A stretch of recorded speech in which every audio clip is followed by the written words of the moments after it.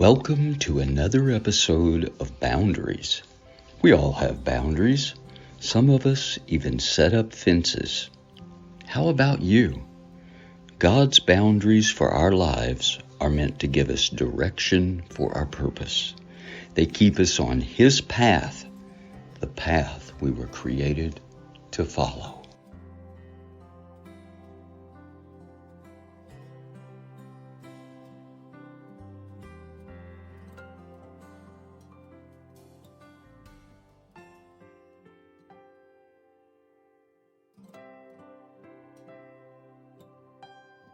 Today's episode is called A Little Knowledge. Have you ever known someone who thought they knew it all? I'm not talking about a bad person. I'm not even talking about someone you do not like. I'm talking about someone who has gained a little knowledge in one area and suddenly think they know it all.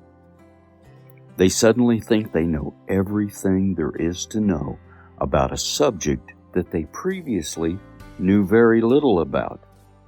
The sad part is that too often they think they know more than the teachers. 1 Corinthians 8, verses 1 through 3, reminds us that anyone who thinks they know it all does not yet know it as it should.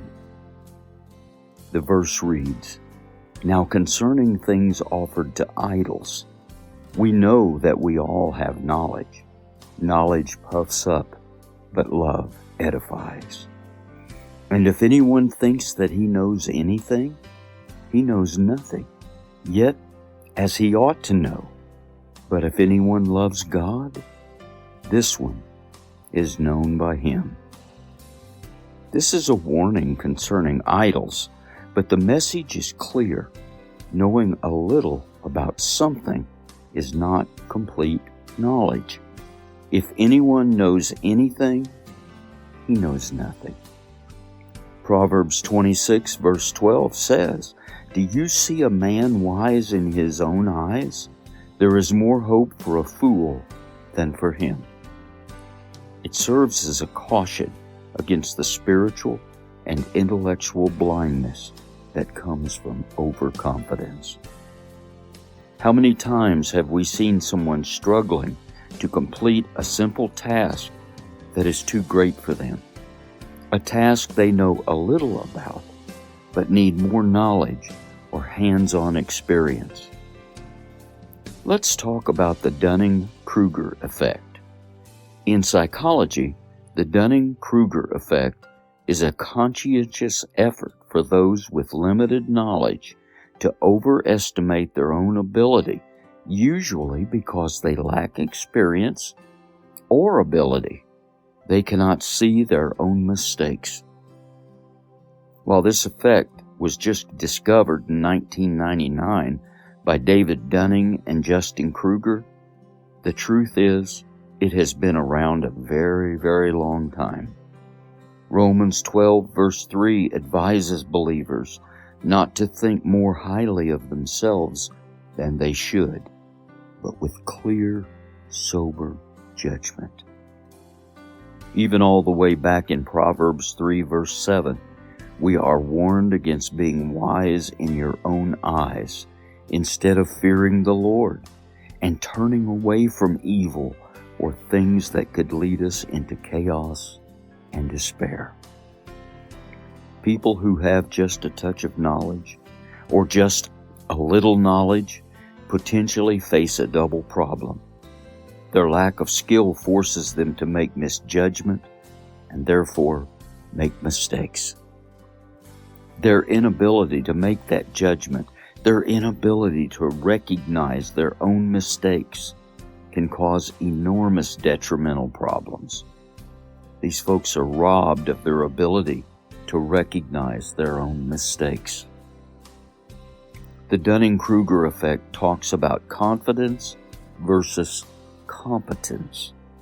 Basically, that means the amount of time spent learning. When a person starts learning, their confidence soars.